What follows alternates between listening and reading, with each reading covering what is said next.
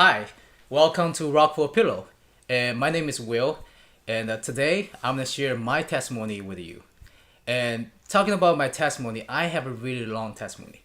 Now, I would kindly remind you that if you really want to stick to the end of my testimony, please prepare some popcorn or chips, anything that can keep you awake, because this is gonna be a long testimony.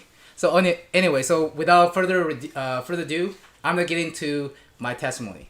So to start my testimony, I think we should always go back to the beginning. For me, the beginning will be in China and when I was born. So a lot of people think well, you're Chinese, and the God of Israel has anything to do with you when you were born, and the answer is yes. And let me tell you why. So when I was born, for some of you probably don't know, there is a policy or law called one-child policy. And what that law does is the law only allow one family to have one boy, and that's it. If you have a second boy, the second boy gonna be abandoned, or the family gonna decide whether they want to pay for the second boy. And in my case, I was the second boy, and when I was born, to be honest with you, my parents didn't want me to be a boy, but they really want me to be a girl. But I end up being a boy, so there was no choice for my parents, and now they are facing with the dilemma, whether to keep me or abandon me. So to be honest with you, growing up, my parents always tell me in a joke manner, "Hey Will, you are adopted," and I was like, "What do you mean I'm adopted?" So, and they would tell me "Okay, now you just adopted." So I keep asking them why I'm adopted. So finally my mom shared the story with me.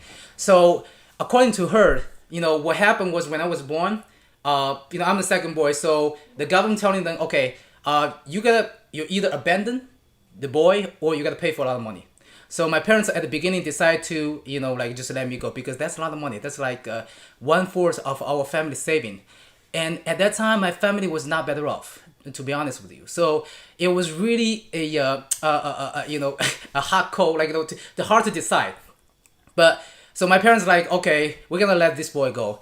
But for some reason, things changed. And then according to my mom, she said, what? At some point, her heart and spirit changed, and then she started feeling compassionate and sympathetic for me. So then she started talking to my dad, about keeping me. So in the end, my dad was convinced, and then they pay the money for me. So that's why I survived, and I'm alive, and I'm really, really grateful. And honestly, before I thought, well, I should be really grateful for my mom, because that was my mom, decided to change her mind to keep me and talk to my dad. And then now I realize, wait a minute, the one that I should really be thankful for, maybe not my mom, but the God of Israel. So anyway, so that's my story at the beginning. And then ever since that point, I grow up, right, as a typical Chinese boy, and going to school, study math, mathematics, physics, all those subjects science related subjects, and I was really good at it, to be honest with you. And during between my birth and high school all the way to college, and I was a religious Buddhist guy, and my whole family, they still keep worshiping Buddha and bow down to Buddha every year. And I remember, growing up every year at the beginning of the year, we would get up early and go to the temple and bow down to Buddhas in the temple and start praying to Buddha. And I remember, my parents would pray for my family's well-being, pray for the more money, right, more safety in my house. But for me, I would be praying, all right, Buddha, please, give me 4 or 5 inches taller, because I was pretty sure, right? And also I'll be praying for my, my good grade in examination for this year. And basically, in a nutshell, what I'm trying to say is, even though I was following, my parents' religion, and my parents were not even really believing what they believe. They were just being a traditional Buddhist. So were my brother and I. So we would just tag along and do whatever they taught us to do. and we don't even know what Buddhism really is, who Buddha really is. So so in a nutshell, we worship Buddha, but we don't even have a relationship with it, with the Buddha. So long story short, that's pretty much what was going on in my childhood, and then all the way to the high school. I was very good student. Sometimes get very good grades, and then I was really strong at mathematics. Like I told you, mathematics, physics, chemistry. Maybe depends. And then I was never into like subjects like Chinese, English, and those subjects really are boring to me. But you know what? Something happened, and there was a turning point in my high school. And mind you that there are many turning points in my life, and this was the first turning point. And all those turning points that lead me to become who I am today, and lead me to become a follower of God of Israel. So the first turning point was like in high school. Now I was like I said, I was really into math, right? And then until like the senior year in high school, and for some reason, my passion and interest from math all the shift or switch to the English. I was like, I didn't remember what happened, but for some reason I just have such a hunger and craziness for learning English. And I remember there is a funny story that I always tell people. In high school, when I was in math class, I would literally just pull out a Oxford dictionary, English dictionary, and start reciting, memorizing the vocabularies from A to Z. And my classmates sitting right next to me, he looked at me, Will, what are you doing? Like, this is math class, and what is that? And I show him it's the English dictionary. He was really amazed, shocked. So I just telling you this to show you how crazy I was. Like I would even sacrifice a math class for learning English, and probably you don't see why that's so important. But learning English is paving the way for me for my future future life in America. Because without passing the English test, I would not be able to come to America. So you can see that God, even in my high school, He has changed my heart to pursue English so that I could be able to accept it by the school here in US. So that's my basically my high school life. And now after that, my life will just keep going on. Nothing special happened all the way to the college years. Freshman, sophomore, just going through some crazy lifestyle on campus. You know that, right?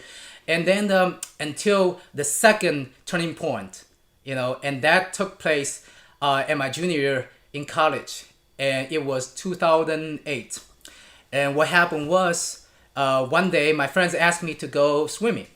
So I didn't know how to swim at that time. And so I was like, okay, cool, I'm going with you. So long story short, we went to the swimming pool, and then they were teaching me all the all the things about skills about swimming, and I got it, but I couldn't just flow. So we were hanging out at the shallow part at the beginning, and later on my friends got bored, and they decided to move to the deep part, which is 2 meters tall swimming pool. So I wasn't really wanted to go, but my friends oh, Will, just go with us. So I went with them and stayed at the deep part. And long story short, we were staying together, and they told me that we'll protect you, we'll stay with you, don't worry, you'll be fine. And then but later on, they just swam away. I was left alone at the corner of the swimming pool. So what am I gonna do at this swimming pool at the corner, right? So because nobody with me and I couldn't swim. So to entertain myself, I decided to practice my holding breath. So what I did was I closed my eyes and just gently let go of my hands, and then go into the water. And mind you that I didn't have my goggle and the nose plug. So I couldn't see anything. So I was in the water, and then for about 30 seconds I couldn't hold it any longer. Then I decided to reach to the shore, right? And then so I was just imagine I was in the water, and I closed my eyes, and I first stretched my right hand, didn't feel nothing, didn't touch anything. And then I reach out my left hand, again the same thing. Then after that, I was like, my heart started beating like rapidly crazy, like rapidly fast, and I was like, where am I? Where am I? I was like, oh man, I thought I was right next to the shore. So I was struggling a couple times, patting my arms, but no, nothing happened. No, I couldn't touch anything. So then I like talk to myself in my mind, like in water, like, okay, Will, calm down, calm down. What can you do to get up, get above the water, at least save your time, to get more breaths and go into the water, and then wait for other people to save you, right?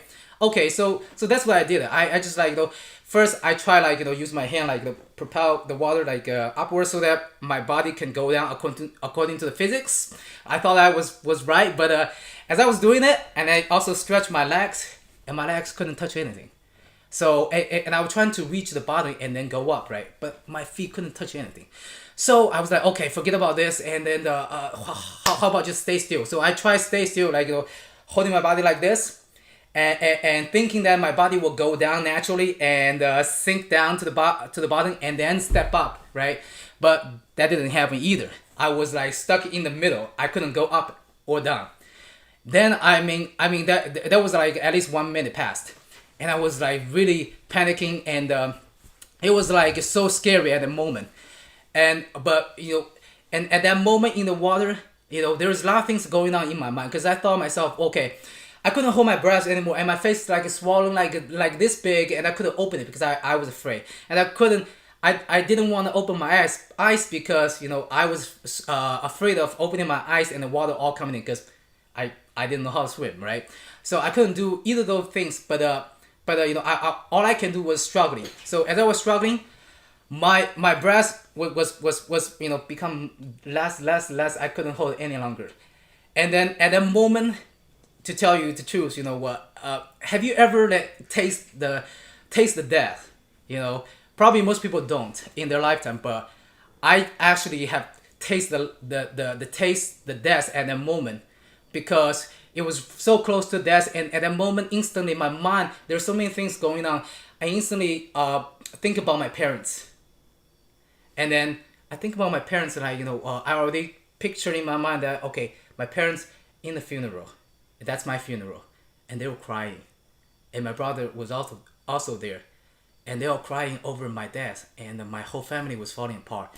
So thinking about that, and my heart is like feeling so sour at that moment in the water, and I was like, oh man, why I'm here today? I was like blaming myself, why I'm here today? I'm gonna die. I'm only like 23, but I'm gonna die for nothing. So it was like, it was really really bitter, but anyway, I thought at that moment I'm gonna die for sure.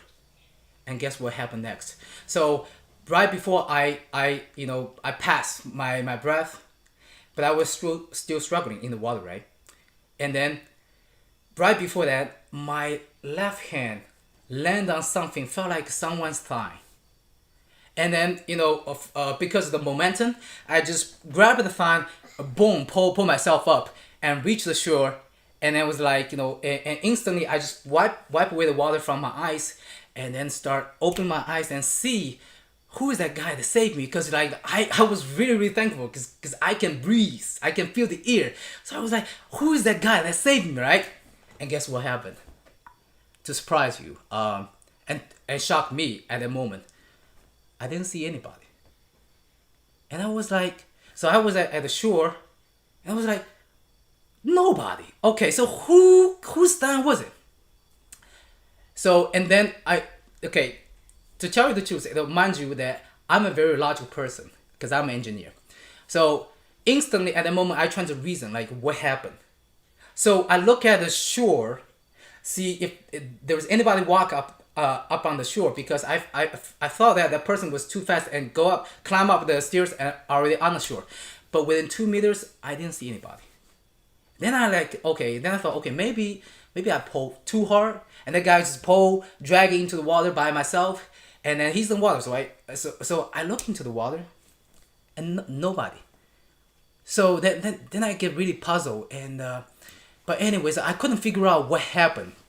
So my friends are coming back, and I didn't tell them the story, because I'm afraid they will be like, Will, you're making this up. You just like trying to blame us, right? So anyway, so I didn't tell anybody about that story, and even my parents, and that has become my mystery in my life. But later on, I found out what happened. So, but anyway, I will continue move on with my stories.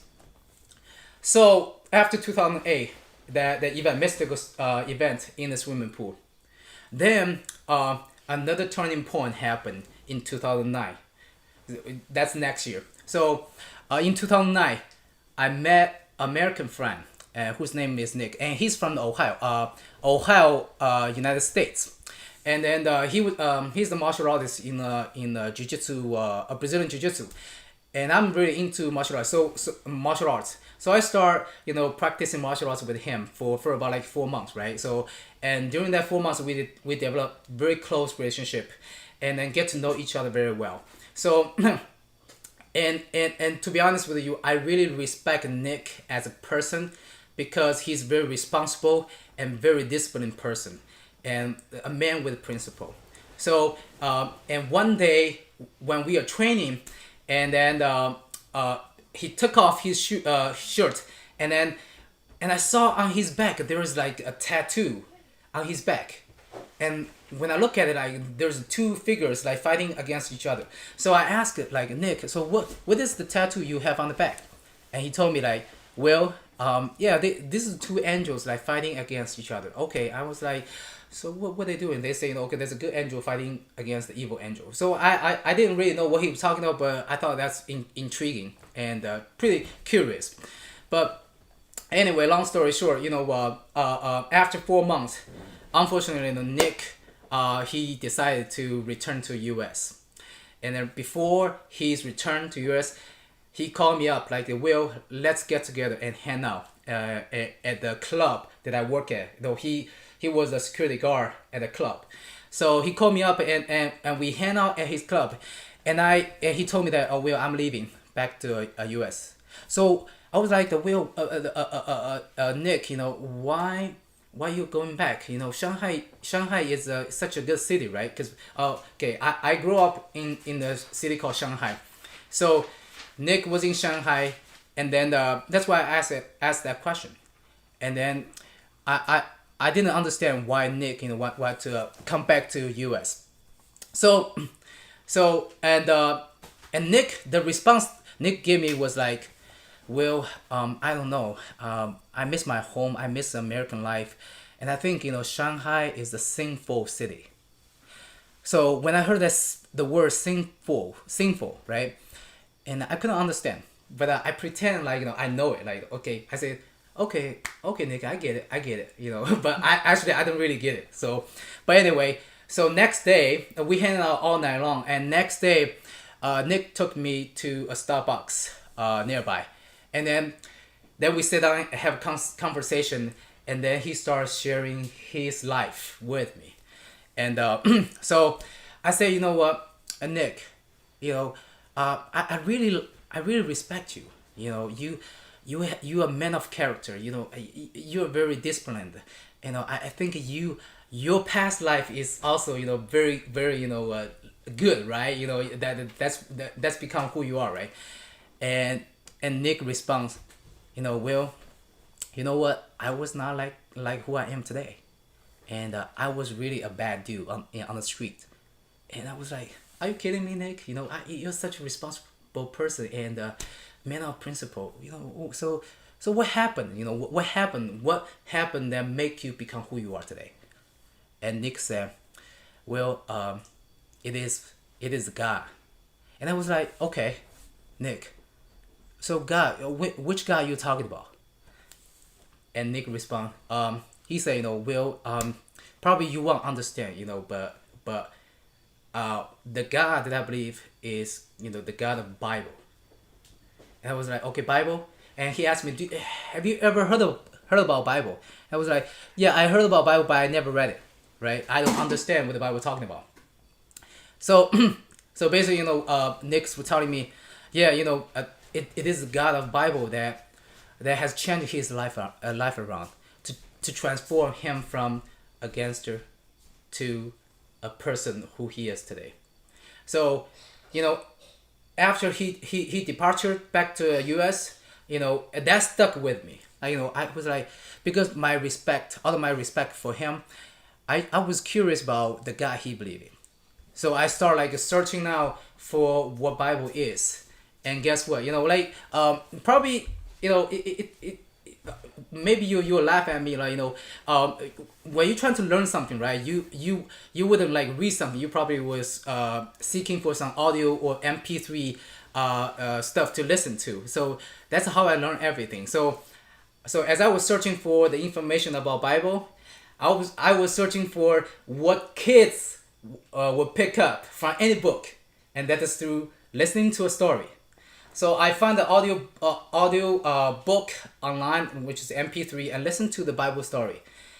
And to me, it was like the Bible story was like all the fairy tales, like, that nothing really real to me. But I just finished the story, listened to it. I felt like very intriguing. So, but nothing really after that happened, right? So then it was 2009, and then 2010, and I was fortunately accepted by a school in Detroit, Michigan, in United States, right? And then, so when I first landed, and the people from the church of the Chinese church here, they invite us to the church, and that was my first time experiencing church. And to be honest with you, I love the people in church, and they were very nice, and they were very loving, very very very kind. They're helping me a lot. But when it comes to the Bible study, I literally I was like dozing off in the Bible study. I felt so embarrassing. Probably some people already like see me dozing off, but I'm telling you this because I want to show you that no, like, little interest that I had in Bible at the time, because it was so boring to me. But long story short, I keep going to the church for social purpose, like meeting people, and not for really for the knowledge of Bible. That was going on for a year, but fortunately in that year I met a few Christian friends in school, and one of the friends, his name is Brad McCarthy. So that guy just came to me and started making friends with me, and not even talking about Bible. And then long story short, as we become friends, as we hang out more and more, he starts sharing like biblical information with me, right? I didn't get it, but I was like, okay, I'm open to anything you will say to me, Brad. So later on, Brad asked me, so Will, I see you like to hang out with American students, and because you're such a social person. So hey, I have activities Monday night at my dorm. Would you like to come? And I was like, yeah, sure, Brad. Hey, yeah, I will come. So I went to his activities, and I didn't know that was Bible study, right? So I just, so I kind of mingle into the group and start to hang out with them. And then later, then I found out that, well, they're actually studying the Bible, and and to be honest with you, when they talk about the Bible and stuff, I didn't quite understand, but I just tag along because the friendship that I had with Brad. So I stuck with them for a semester. Didn't change my belief around at all, but at least I get an idea what a Christian life look like, and also the most important thing that I learned from, which also helped me later on in some of the story or event happen, is the prayer that they teach me. So they teach me how to pray in different situations. So I learned it, right? So that happened in 2011, and then the next turning point happened.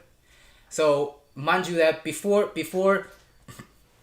2011 summertime, I didn't believe in God at all.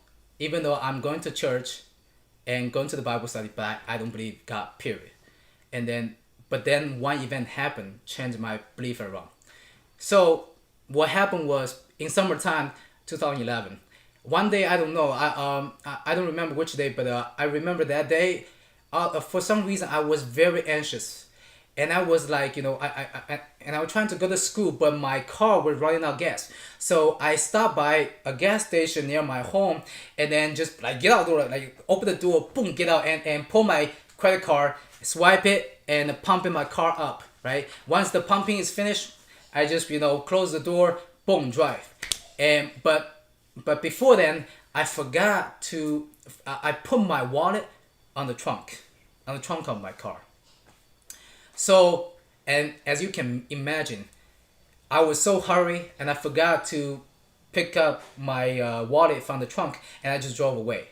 So my wallet lost, slide off the car, and I didn't know.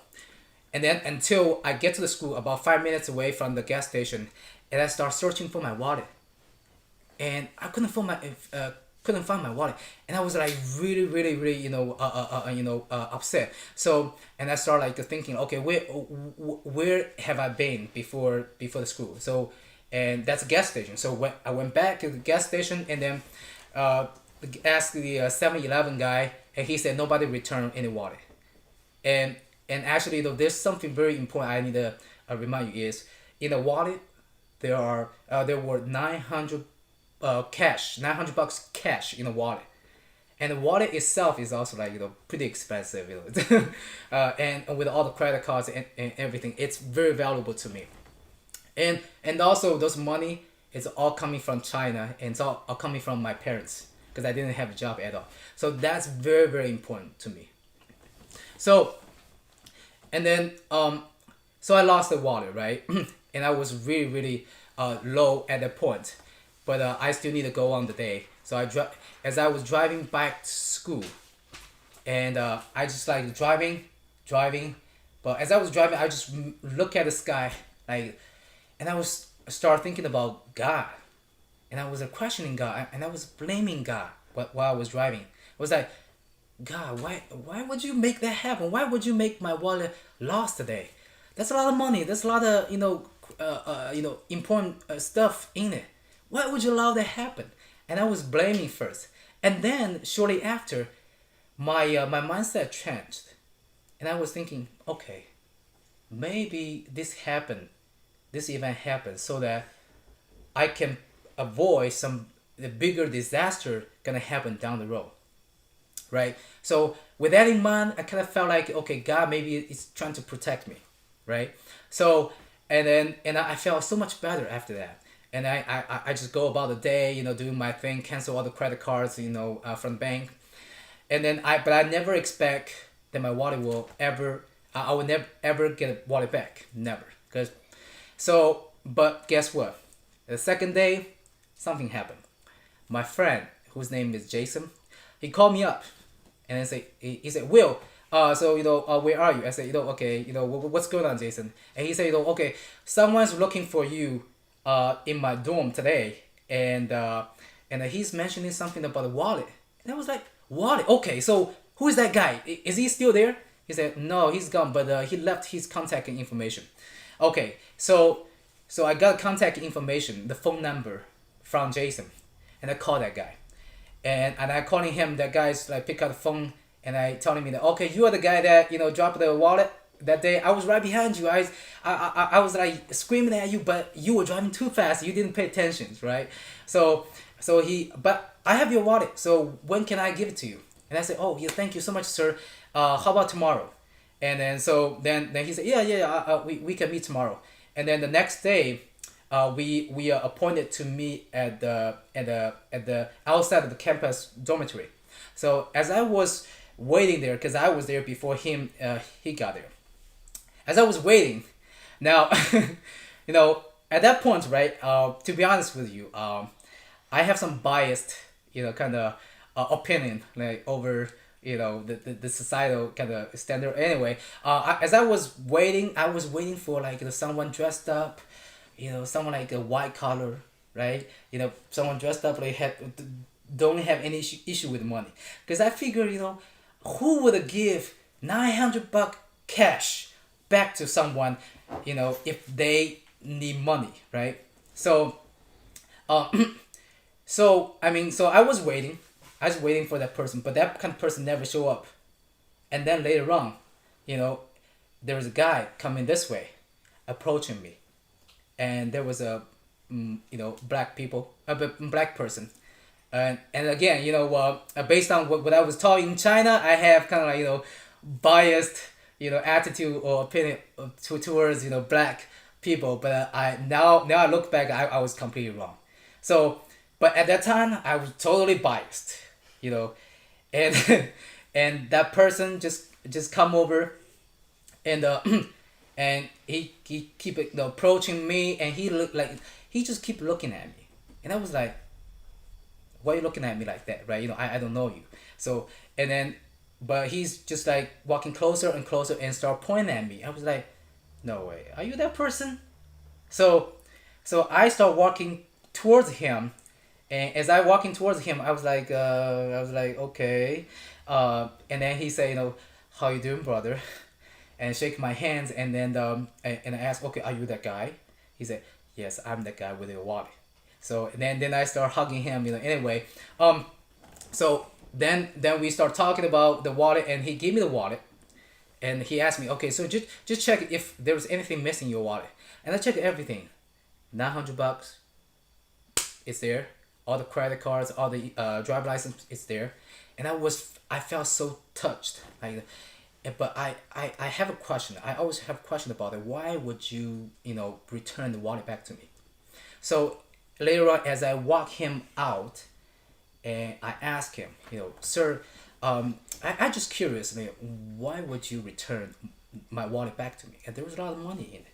Most people wouldn't return that amount of money, right? So, and then he said, you know what? I'm a Christian. And that's the first thing that he said. I'm a Christian. And, when I saw your wallet, when I pick it up and see an Asian face, and immediately I thought about, well, this Asian guy probably just, a exchange student from Asian country, and this $900 means a lot to him. So I think I should return to him. And I believe, God has divinely intentionally put me there to witness your wallet to be lost, so that I can return back to you, and God wants us to love each other as brothers and sisters, and I hope what I have done to you today, you will do the same thing to others. And that's what he said, and guess what? Whatever he said, it immediately changed my heart at the moment. I felt so touched, and at that moment, I instantly believe in God. You might be like, okay, so what make you instantly believe in Him, right? And actually, in that story, there's many details, I can tell you that it's divine setup. So, first of all, after that, after we departed, right? So. And I asked for the gentleman's address, and he gave me the address, and I tried to set up a day to go to his house and give him some Chinese tea as a gift, a thanking gift, right? And then 2 days later, I call him, and guess what happened? Mind you that I called him before. We contact on the phone before, the same number, but 2 days later, I call him up.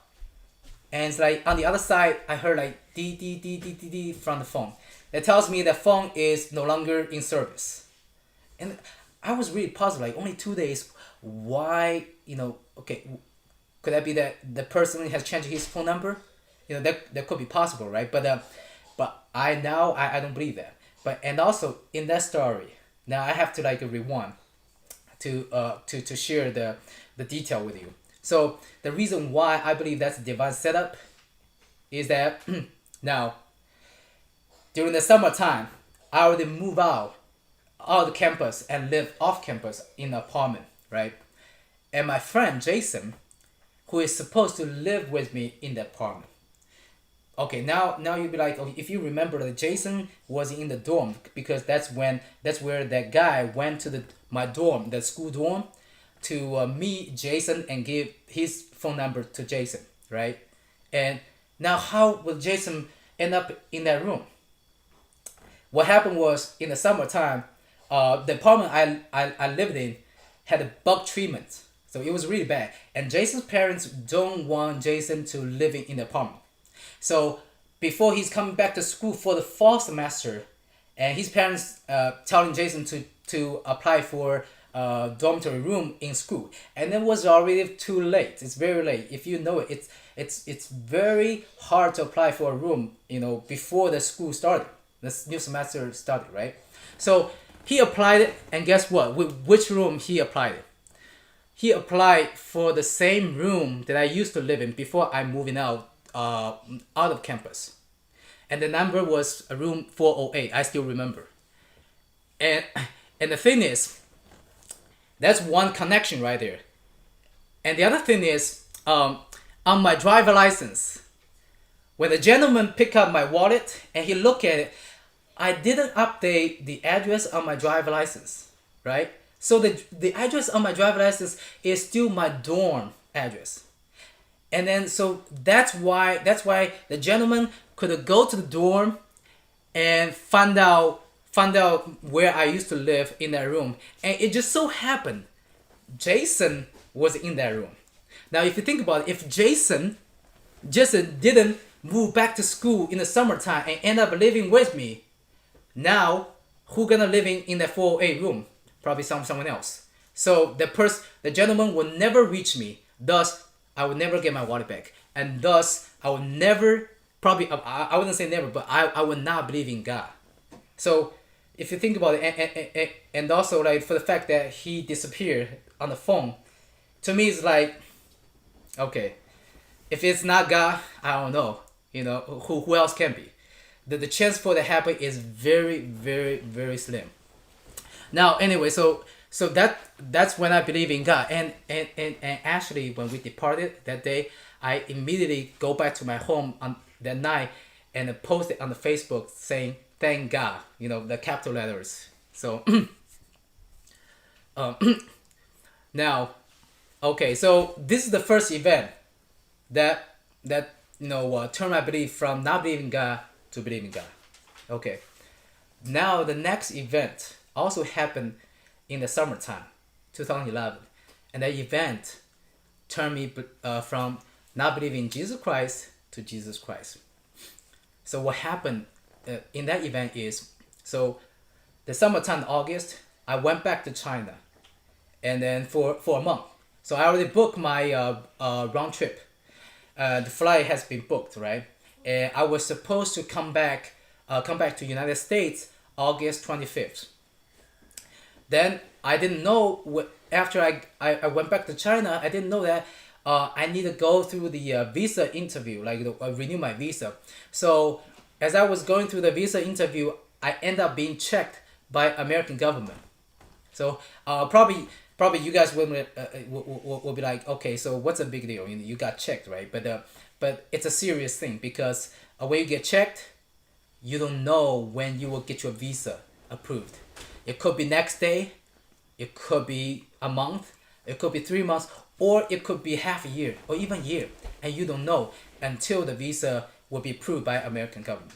So during that period before August 25th, I was waiting, and I did everything I can trying to find some help, right, to help me get the visa approved faster. And I contact school, and school telling me, all right, Will, there is nothing we can do to help you because FBI is investigating you. And when I heard FBI, wait a minute, like, what have I to do with FBI? What's the deal? It sounds so serious. But anyway, I couldn't do anything because FBI was investigating me, and then all I can do was waiting.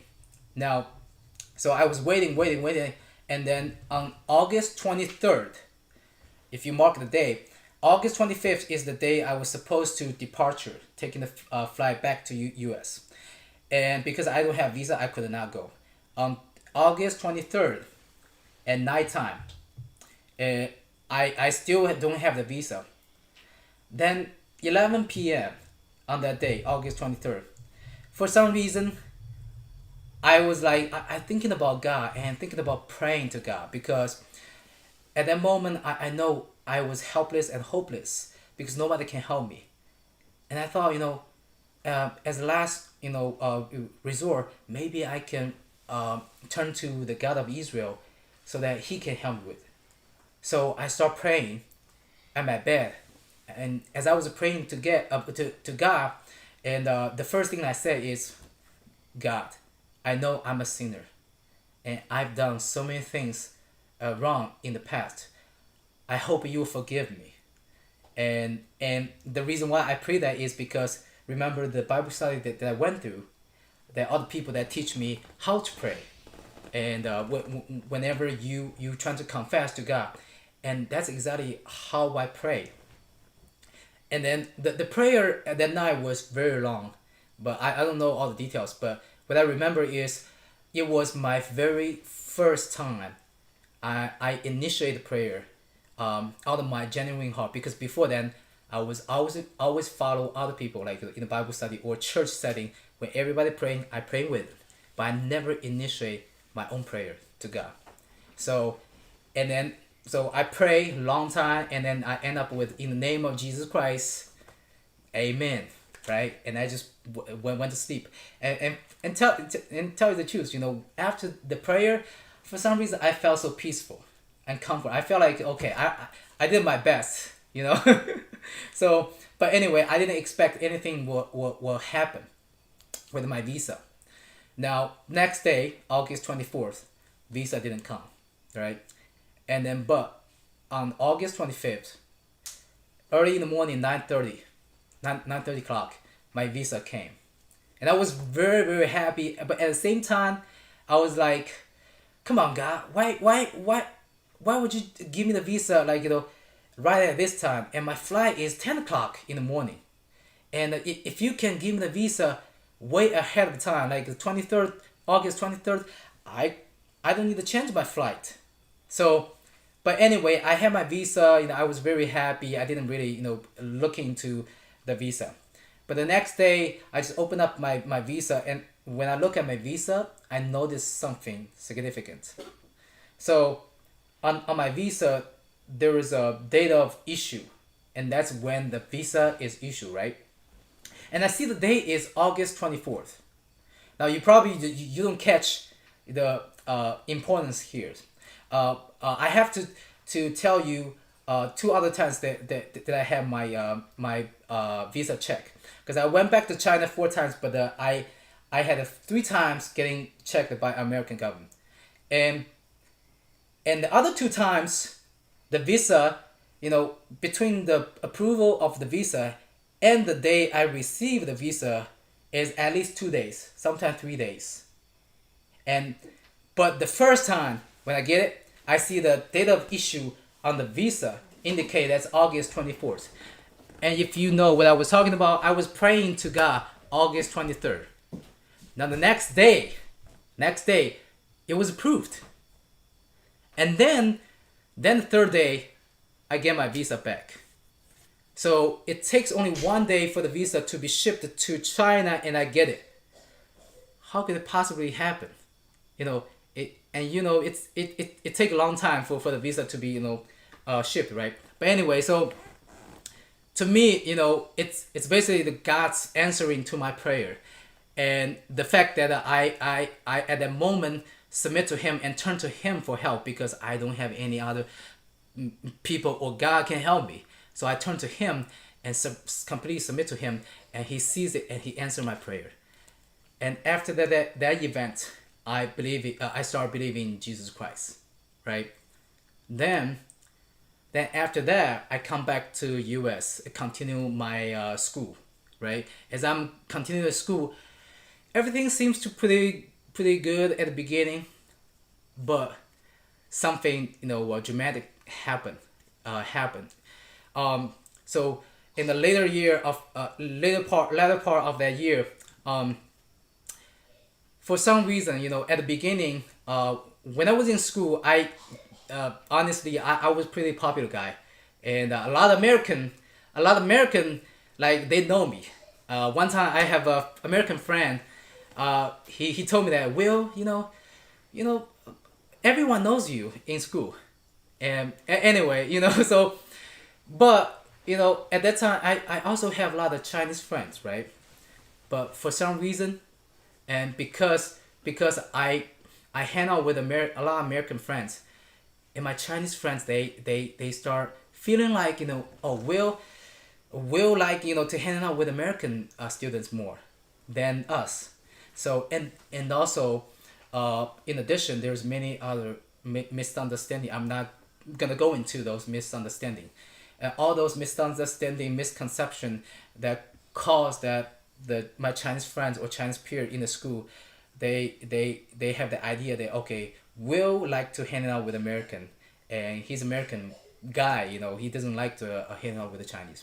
So all of a sudden, I was like in the position, all the American, they know me and they like me, and then all the Chinese, they hate me, they distant from me, and they don't even talk about why they don't want to communicate with me.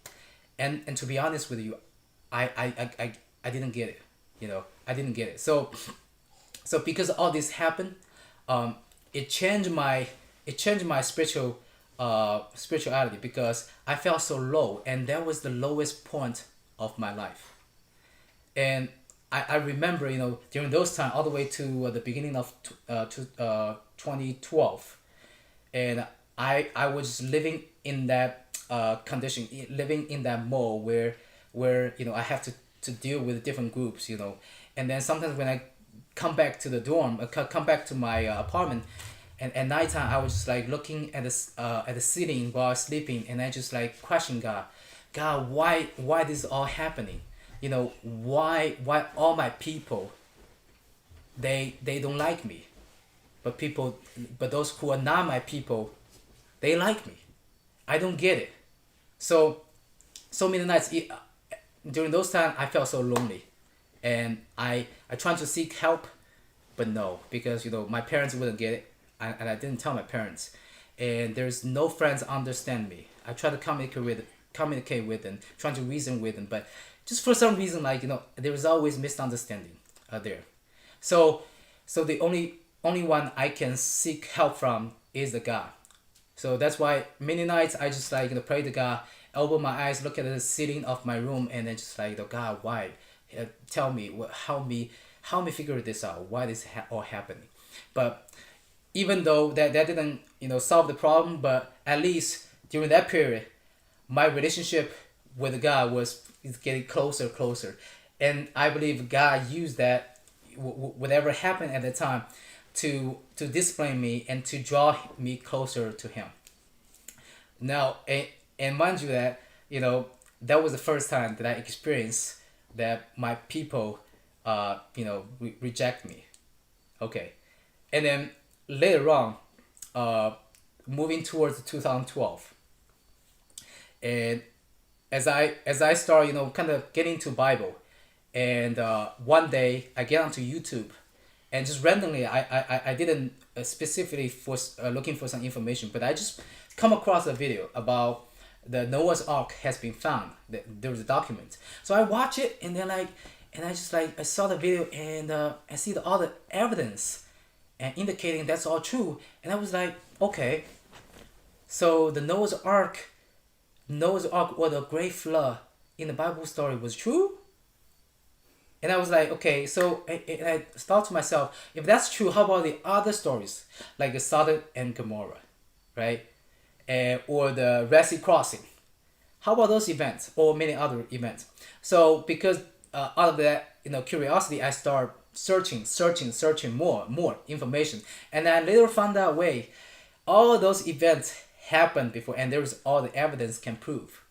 So that made me think about, okay, if all those events are true, is the Bible is absolutely true?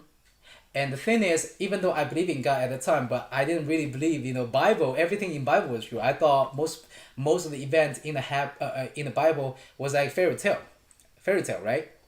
So, and that was the turning point, at the moment to help me see the possibility of the credibility of the Bible.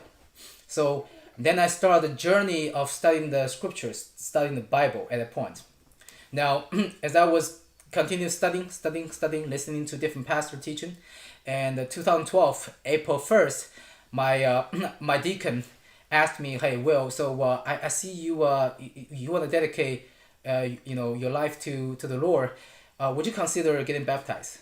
So I say, yeah, okay, I'll get baptized. So April 1st, I got baptized, and then after baptism, Brad McCarthy, the friend that brought me into the Bible study, and then he reached out to me, and we hang out, and he started asking me like, so Will, now that you're baptized, do you have anything that you don't understand that you would like to know? Maybe I can help you. So I said, yeah, Brad, you know what? I just want to know more about the Bible. I just want to have better understanding of Bible.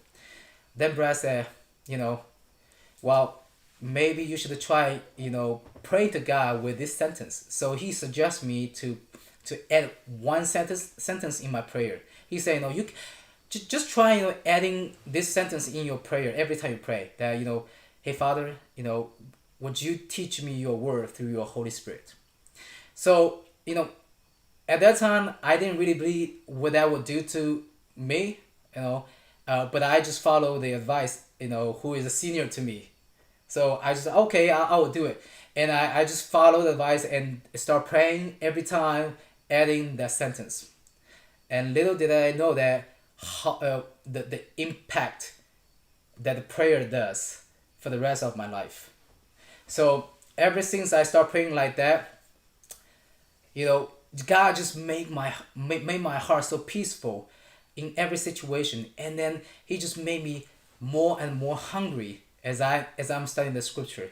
And I remember at that time, after April 1st, 2012, and every day, after school, I would just go back to my apartment and then open up my Bible. I don't want to do anything else. Just open up my Bible and start studying.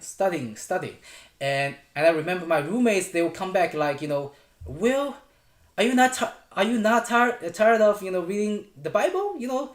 Every day you're doing the same thing. What's wrong with you? So anyway, I was super hungry for the Word of God. So as I was hungry for the Word of God, my knowledge in Word of God increased, and then to the point that I felt like I have a lot, I know a lot of stuff. I kind of puffed up in my knowledge. I start sharing with people some of the theology, and for instance, like the pre-trib, mid-trib, and post-trib rapture, and then I thought I was trying to love people, but I end up being I end up pushing people away from following the God of Israel. So I learned my lesson, and I continue with my journey in studying the scripture. Now moving toward 2013, and praise God, he gave me a job, right? And I started working. But even though as I was working, I still used my spare time every second, every minute, as much as possible to study the scripture. Even when I travel in a hotel, I always prepare books and then just open up the books to read and to understand, to study the scripture. So this has been going on since then, and until now it never stopped. It stayed the same, right? And then 2013 toward 2014, there was another turning point happen. As I was learning, being open-minded to different theology, I bumped into a preacher or pastor. His name is Doug Batchelor, and he was teaching at the 7 Days Adventist church, and I was just so open to listen to what he can offer, right? So and through my study with him, and I see that okay, keeping Sabbath is the mandate, and then as a believers we should keep Sabbath. So and but I was curious why the church I'm going to does not keep Sabbath. So that's when I start going on the journey, finding out the reason why we don't keep the Sabbath and everything else, all the law. So as I'm going through the all those teachings, the reason why we don't keep laws, and my understanding in keeping law getting more consolidated every day, and then at the time, I'm still going to the church, the Chinese church, which is on Sunday, But at the same time, I was looking for a Sabbath keeping church. For some reason, I couldn't find any church, Sabbath keeping church at that time. Now, in 2014, and my deacon just talked to me saying, "Well, would you like to lead a Bible study on Book of Galatians?"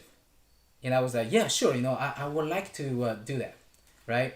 So, and as I was preparing for my Bible study on Book of Galatians, I was going online, searching for all the material information I can find, and then I discover a person, a pastor, and his teaching, right, on the Book of Galatians. And when I listened to his teaching, it just the information that he provided was like, oh, so intriguing, so like I never heard of, even though I have studied so much already. And I was like, why I never heard of this? But it's so good, right? So I take all the information that I learned from his teaching and then take it to the Bible study. And the first Bible study, and I prepared all the handouts to the brothers and sisters, and I start explaining, and everything went very well. And I remember at the end of Bible study, the wife of the deacon and pat my back saying, "Well, good job, good job," And I was like, "Oh, thank you, thank you." And but I made a mistake after that. So before the second Bible study, I felt like I should tell my deacon what I truly believe now. So I call my deacon and say, "All right, brother Song, can I talk to you about something?" And he said, "Sure, sure, sure. You come to my house Thursday night." So I went to his house and then sat down and I start telling him that okay, I'm keeping Sabbath. I'm trying to keep in the law, right? So and as soon as I said that, the ball drops, and the deacon, his response was very very unexpected. I didn't expect that. He was like, "Well, why you are keeping this keeping Sabbath? When did you start it? You are going astray. So many people has been like you, but I don't want you to be one of those people being astray." So as I was trying to explain, but I didn't give it any chance. But anyway, long story short, so we left, we departed, and the next day, the next Bible study turned out to be a total nightmare. And it was supposed to be my Bible study, but everyone started attacking my theology. Every time I bring up the law, everybody's saying, "No, we are no longer on the law, but on the grace. Let's move on." So, but in the end, I finished the Bible study, but it was very, very painful experience going through that Bible study because I didn't have much chance to talk. And then and then later on, the pastor sees that he has to address this issue with me about keeping the law. So he called me up for a meeting with the deacon and him and me, and I just before the meeting I brought a book to the pastor, and then and I was saying, "Pastor, can you read this book, and so that you probably can understand why I believe what I believe now." And the response that I received from the pastor was like, so the pastor was looking at the book, and he was telling me that well, not all the Christian book is good for you. You have to look at the publication where they publicated, right? So and he said, "I don't know this publication place, so I'm not gonna read it." Then he returned the book back to me. So at that moment, truthfully, I was so shocked and heartbroken. And I realized, wow, what else can I do, right? But anyway, in a meeting, the pastor trying to convince me not to keep the law, but I tried to explain, but I didn't submit to his authority. And then in the end, the pastor said, "Okay, well, if you don't submit to my authority, and I have to let you go." And then I respond, "Okay, I will go, but I will coming back to the church, for the fellowship." So, so in other words, I was nicely kicked out by the church, and then after that, I I found another Messianic congregation, which keep the Sabbath and everything and the Torah and the law.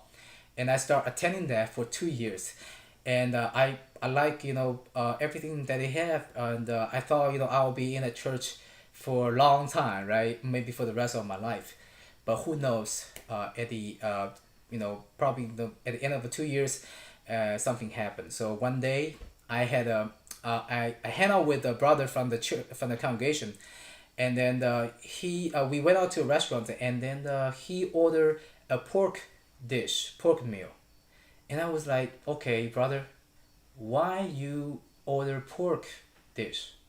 Do you know that we should not eat pork?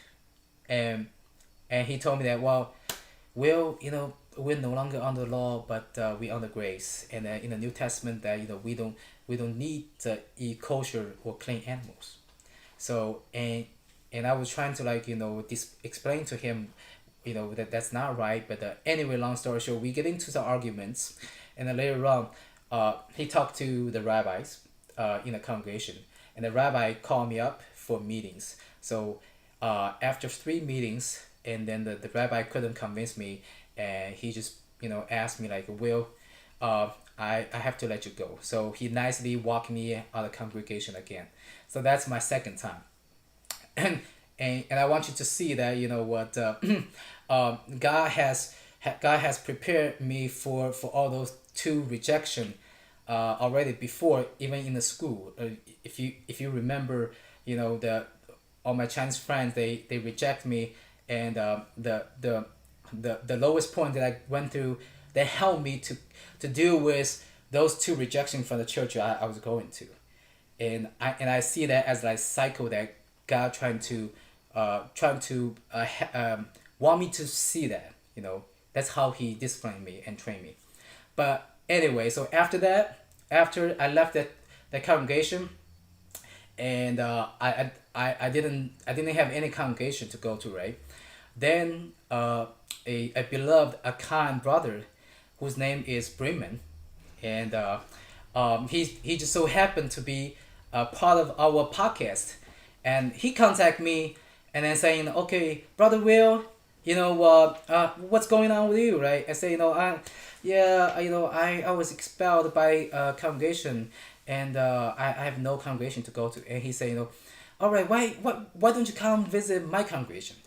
And that congregation is BYA.